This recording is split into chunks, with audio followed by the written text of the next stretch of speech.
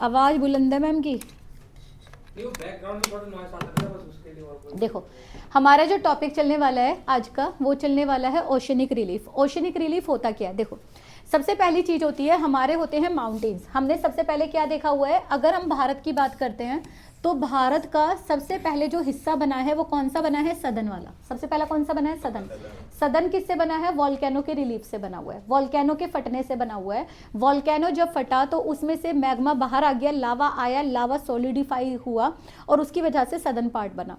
धीरे धीरे धीरे धीरे ये क्या बना है? नदन वाले पार्ट। और सबसे यंग अगर हम मान के चलते हैं हिमालय बने, ठीक है, माउंटेन बने। अब माउंटेन से क्योंकि ऑलरेडी जो पानी था, ओशन था, वो चारों तरफ अर्थ के फैला हुआ है ना। हम क्योंकि दो ही हिस्से लेते हैं इसके अंदर, एक लेते हैं लैंड और एक लेते हैं वाटर।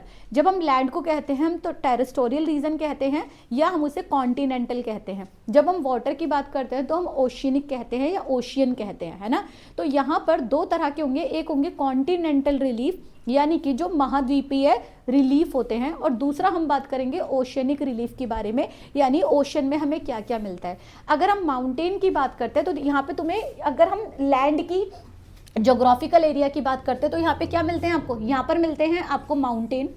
माउंटेन जब इकट्ठे होते हैं तो उसे बोला जाता है क्या? रेंज बोला जाता है। अगर हम बात करें कि माउंटेन कम ऊंचाई के होते हैं तो उसे हम कहते हैं हिल्स। अगर माउंटेन्स ऊपर से फ्लैटन हो जाएं, ऊपर से ये फ्लैटन हो जाएं तो हम इसे कहते हैं प्लेट्यूज, है ना। ये बने किससे? तीनों ही फॉर्म जो होते हैं वो माउंटेन के फॉर्म होने के या प्लेट्यूज के या हिल्स फॉर्म होने के रिलीफ होते हैं कि माउंटेन का ऊपर का स्ट्रक्चर जो वो हट जाएगा तो क्या बन जाता है? प्लेट्यूज बन जाता है। कम हाइट पे जो होगा वो क्या होगा? हिल्स होगा या प्लेट्यू होगा। इतना कंसेप्ट क्लियर हुआ। अब यहीं से मिट्टी जो माउंटेन होते हैं उसमें से नदियां निकलती हैं और नदियां अपने साथ बहुत सारी मिट्टी, चट्टान, रॉक्स इनको बहाकर लेके आती है और इसी से हमारे जो फॉर्म होते हैं वो फॉर्म होते हैं हमारे प्लेन्स। क्या फॉर्म होते हैं? हमारे प्लेन्स होते हैं। समझ में आया? तो सबसे पहले हमारे क्या बने? चट्टान बन रही हैं। उन चट्टानों के टूटने यानी रॉक सिस्टम बना। उन रॉक्स के टूटने से क्योंकि नदियां थी, बह रही थी, पानी था वो बह रहा था, तो अपने साथ वो सेडिमेंट्स लेके आते हैं। वो सेडिमेंट एक जगह पे डिपोजिट होते चले जाते हैं। कुछ जगह पे इरोजन होगा, कुछ जगह पे डिपोजिशन होगा। कहीं पे फ्रैक्चर्स आ जाएंगे, जहां पर लैंड जो होती है फट जाती है उसे हम कहते हैं फ्रैक्चर, या उसे हम कहते हैं जैसे हम खाइयां बनती है हमारी, है ना, तो हमें खाइयां दिखाई देती है। तो लैंड पे जनरली जो हम रिलीफ देखते हैं, लैंड पे जो हम रिलीफ देखते हैं वो क्या रिलीफ देखते हैं हम लैंड पे? लैंड पे हम देख रहे हैं माउंटेन, माउंटेन के बाद देख रहे हैं हम हिल्स, हिल्स के बाद क्या देख रहे हैं हम? प्लेट्यू, प्लेट्यूज के बाद हम क्या देख रहे हैं? यानी माउंटेन देख रहे हैं, हिल्स देख रहे हैं, प्लेट्यूज देख रहे हैं, है ना, प्लेट्यूज देख रहे हैं। यहाँ पर माउंटेन कर देते हैं, पहले देख लो आप सारे। उसके बाद हिल्स देख लिया हमने, उसके बाद प्लेट्यूज देख लिया, उसके बाद हमारे क्या आ गए? प्लेन्स आ गए।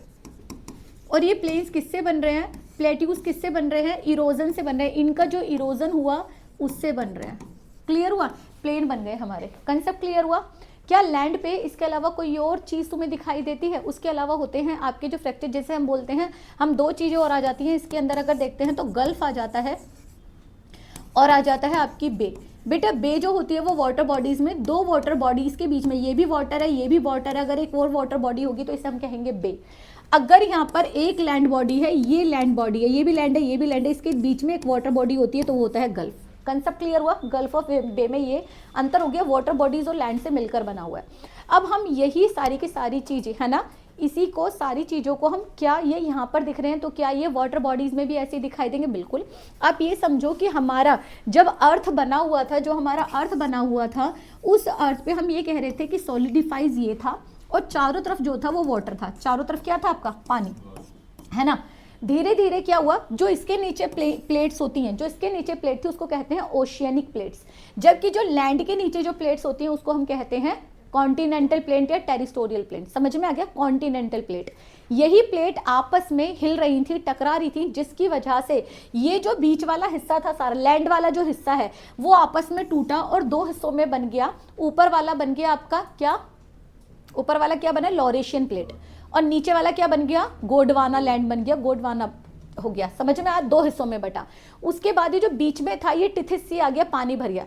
धीरे धीरे ये कॉन्टिनेंटल जो प्लेट्स हैं वो आपस में और फैलती चली गई और इन्हीं के फैलने की वजह से ये हिस्सा डिवीजन हो गया, नॉर्थ अमेरिका, साउथ अमेरिका हो गया, इधर यूरोप हो गया, यहाँ पर एशिया हो गया, यहाँ पर अफ्रीका आ गया, नीचे की तरफ आपका क्या आ गया, अंटार्कटिका आ गया, और यहाँ पर ऑस्ट्रेलिया आ गया। इस तरीके से आपके 7 महाद्वीप हो गए, और 7 महाद्वीप के बीच में ये पानी क्या हो गया, फिल हो गया। जहां पे कॉन्टिनेंटल प्लेट के अंदर डिफरेंसेस आए वहां पे क्या भर गया, पानी। तो अब आप ये समझो कि पूरी जगह पर जहां पर भी अगर आप पानी में नीचे उतरते हैं तो पानी के नीचे भी आपको क्या मिलेगी, सॉलिड। क्यों? क्योंकि पहली चीज है पानी जहां भरा वहां पे लैंड है, दूसरी चीज है माउंटेन। अगर मैं सीधे एक वर्ड बोलती हूँ आपको, अगर ये माउंटेन है और यहाँ पे माउंटेन पे, ये माउंटेन है सीधे, अगर माउंटेन पे पानी भर जाए तो इतना हिस्सा ढक गया, अगर माउंटेन पे और पानी भर जाए तो हिस्सा ढक जाएगा। आपके बहुत सारे आपने देखोगे आइलैंड है, और आज की डेट में आप ये कह रहे हो ग्लोबल वार्मिंग की वजह से ये आइलैंड डूब जाएंगे। तो ये डूबेंगे, लेकिन क्या वहां से हट जाएंगे क्या? नहीं। 2 तरह के आइलैंड होते हैं, एक फिक्स होते हैं और एक फ्लोटिंग होते हैं। फ्लोटिंग है वो एक जगह से दूसरी जगह भी जा सकते हैं, वो सबमर्ज भी हो सकते हैं। जो आपके फिक्स होते हैं जनरली, जो ये माउंटेन्स होते हैं, जो माउंटेन पानी के अंदर होते हैं, उनका जो हिस्सा ऊपर निकला होता है, पानी से ऊपर होता है, वहां पर आपके आइलैंड बनते हैं। कंसेप्ट क्लियर हो? वहां क्या बनते हैं आपके आइलैंड। इसका मतलब क्या हो गया, जो रिलीफ आप लैंड पे देख रहे हो, चाहे वो माउंटेन देख रहे हो, आप वो देख रहे हो, गड्ढा देख रहे हो, चाहे आप हिल्स देख रहे हो, है ना, ये सब चीजें आपको कहाँ, स्लोप देख रहे हो, है ना, माउंटेन के स्लोप होते हैं, तो ये सारी की सारी चीजें आपको पानी के अंदर भी देखने के लिए मिलती हैं। और इन्हीं को हम क्या बोलेंगे, इसी को हम ओशियनिक रिलीफ बोलेंगे। क्या बोलेंगे हम इसे? Oceanic relief. समझ में आया? ओशन में जैसे माउंटेन आपका लैंड पे मिलता है, वैसे ही माउंटेन आपका पानी के अंदर भी मिलेगा। जैसे हिल्स आपको वहां मिलती हैं, लैंड पे मिलते हैं, वहां भी मिलेगी। जैसे प्लेन आपका लैंड पे मिलता है, वैसे ही प्लेन आपका पानी के अंदर भी मिलेगा। समझ में आया? जैसे प्लेट्यू आपको पानी लैंड पे मिलता है, उसी तरह के प्लेट्यू भी आपको कहाँ मिलेंगे, पानी के अंदर। लेकिन इनके कुछ नाम होते हैं, अलग नाम होते हैं, और इनको हम ओशियनिक रिलीफ के नाम से बोलते हैं। अब इसी की स्टडी आज हमें करना है कि पानी के अंदर हमें कौन कौन से स्ट्रक्चर मिलते हैं। कंसेप्ट क्लियर हुआ? जैसे हमें लैंड के ऊपर स्ट्रक्चर मिलते हैं, इसी तरीके से हमें कहाँ मिल रहे हैं, पानी के ऊपर भी हमें स्ट्रक्चर मिल रहे हैं, और पानी के अंदर जो हमें स्ट्रक्चर मिल रहे हैं उसी को हम ओशियनिक रिलीफ कह रहे हैं, और वही आज का हमारा चैप्टर है। कंसेप्ट क्लियर हुआ? देखो, सबसे पहले होता है कि हमारे जो माउंटेन्स होते हैं, जो कॉन्टिनेंटल प्लेट होती हैं, और जो हमारी ओशियनिक प्लेट होती हैं, जो कॉन्टिनेंटल प्लेट्स हैं और ओशियनिक प्लेट है, वो साइड बाय साइड ऐसे लगी हुई हैं। समझ में आया? भाई सीधी सी बात है, समुद्र किससे लगा हुआ होता है? लैंड से ना लगा हुआ होता है ना। ऐसा तो कहीं पे भी दिख ही नहीं रहा है, कहीं तो मिलता होगा, कहीं तो मिलता है ना। जैसे आप महाराष्ट्र देखते हो तो महाराष्ट्र के बराबर में किया। अगर हम रिलीफ लेते हैं तो अगर हम भारत की बात करते हैं, पेनिनसुला की बात करते हैं, तो यहाँ पर बे ऑफ बंगाल आ जाएगा, है ना, और यहाँ पर क्या आ गया, अरेबियन सी आ गया। तो ये वाली जो जगह है ये क्या है आपकी, कॉन्टिनेंटल हो गया, और ये क्या है आपकी, ओशियनिक हो गया। कंसेप्ट क्लियर हुआ? समझ में आया? दैट द सेम इज, अगर हम यहाँ पे बात करते हैं तो ये जो हो जाएगा हमारा, ये हमारा कॉन्टिनेंट दिखाई दे रहा है, हमारा कॉन्टिनेंट दिखाई दे रहा है, दिस इज योर कॉन्टिनेंट। दिख गया जी? ये आपका कॉन्टिनेंट है। कॉन्टिनेंट का वो हिस्सा जो कि पानी तक जाता है, और पानी आपने देखा वो लहरें आती हैं और वापस चली जाती हैं, लहरें आती हैं वापस। क्या वहां पे हम कोई घर बना सकते हैं? नहीं। वो हिस्सा जो कि पानी के किनारे पर, अगर वाटर टेबल ज्यादा हो जाए तो वो पानी भर जाता है, वाटर टेबल कम आ जाए तो हमें दिखाई देना शुरू हो जाता है, दिखता है, उसी हिस्से को हम कॉन्टिनेंटल शेल्फ कहते हैं। इसी शेल्फ को हम क्या कहते हैं, कॉन्टिनेंटल शेल्फ बोलते हैं। कंसेप्ट क्लियर हुआ? आपने देखा होगा जब आप नदी में जाते हो तो पानी का, जहां पैड़ियां होती है ना, अगर आप गए हो कहीं पे बड़ी रिवर पे गए हो, रिवर के पास, तो आपको पैड़ियां दिखाई देती हैं आपको, और उसके बाद आपका पैर अगर लगेगा तो वो इस तरीके से झुकी हुई होती हैं, है ना, क्योंकि जो सेडिमेंट जाता है वो नदी के साथ जो बह के जा रहा है वो क्या ले लेता है, एक स्लोप का आकार ले लेता है। उसी को हम कॉन्टिनेंटल, क्योंकि हिस्सा किसका है, वो चट्टानों का, वो किसका हिस्सा है, कॉन्टिनेंट का, तो हम उसे क्या कह रहे हैं, कॉन्टिनेंटल स्लोप कह रहे हैं। हम उसे क्या कह रहे हैं, कॉन्टिनेंटल स्लोप। देखो यहां पर ये क्या आ गया आपका, कॉन्टिनेंटल शेल्फ आ गया। क्लियर? वो हिस्सा जो पानी के साथ जाएगा, पानी दिख रहा है यहाँ पे, है ना, पानी दिख रहा है यहाँ पे। अब इसके बाद ये वाला हिस्सा जो जा रहा है, ये हिस्सा जो नीचे की तरफ जा रहा है, नीचे, ये क्या है, स्लोप है। क्लियर हुआ? जब ये अपने साथ इम्प्योरिटीज लेके आता है, जब अपने साथ चट्टाने लेके आता है, तो कई बार जो कॉन्टिनेंटल स्लोप्स होते हैं ना, उनके बीच में दरारें आ जाती हैं। ठीक है, और वो दरारें कई बार बहुत गहरी होती हैं, जिसके अंदर जो आपके वाटर एनिमल्स होते हैं, एक्वेटिक लाइफ जो होती है वो जनरेट होती है। यहाँ पे फिश हो गया, टर्टल हो गया, टर्टल तो वैसे लैंड पे आके बढ़ देते हैं, तो वो सारे के सारे इन दरारों में आ जाते हैं।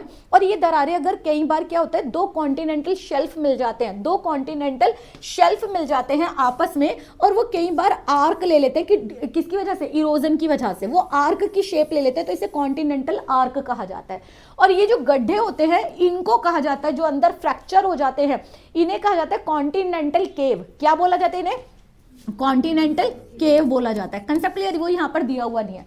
कॉन्टिनेंटल आर्क कब बनेगा? जब दो कॉन्टिनेंटल शेल्फ या स्लोप आपस में जुड़ जाएंगी तो क्या बन जाएगा? वो एक आर्क शेप ले लेगा, तो कॉन्टिनेंटल आर्क हो गया।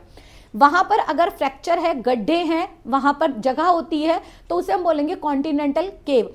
कॉन्टिनेंटल केव हमेशा कहाँ होंगी? कॉन्टिनेंटल स्लोप के नीचे। कॉन्टिनेंटल केव कहाँ होती है? कॉन्टिनेंटल स्लोप के नीचे। कंसेप्ट क्लियर हुआ?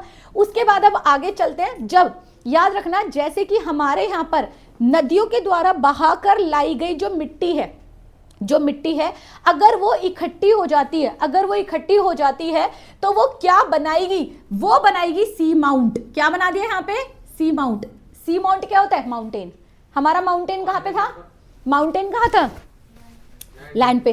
पानी के अंदर माउंटेन को क्या बोलेंगे? सी माउंट। माउंटेन ही हो गया, सी माउंट हो गया। कंसेप्ट क्लियर हुआ?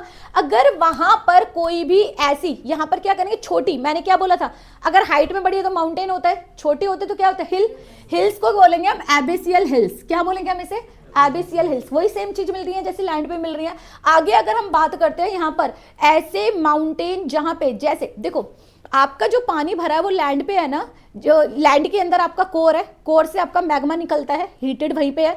जैसे वो लैंड पे निकलता है, लैंड के माउंटेन पे निकलता है, इसी तरीके से वो पानी के माउंटेन में भी से निकलते हैं। समझ में आया? और उन्हीं को हम क्या बोलेंगे? उन्हीं को हम बोलेंगे वॉल्केनिक आइलैंड। आइलैंड क्या होते हैं? अब क्वेश्चन आ जाता है आइलैंड क्या होता है। हमारा अगर ये एक माउंटेन है, ठीक है, ये तो माउंटेन है, लेकिन हम अगर इसे बोल रहे हैं कि पानी के अंदर, तो क्या बन गया? सी माउंट बन गया, सी माउंट बन गया। यहाँ पर जैसे माउंटेन में वॉल्केनो आते हैं, क्या इसमें वॉल्केनो नहीं आ सकते? आ सकता है ना, माउंटेन ही तो है बेसिकली, पानी तो भरा हुआ इसके चारों तरफ। अगर इसमें से लावा बाहर निकल के आ रहा है तो ये क्या बन गया? सीधे सीधे वो बन गया वॉल्केनिक आइलैंड। Concept clear? अब आइलैंड क्या होता है?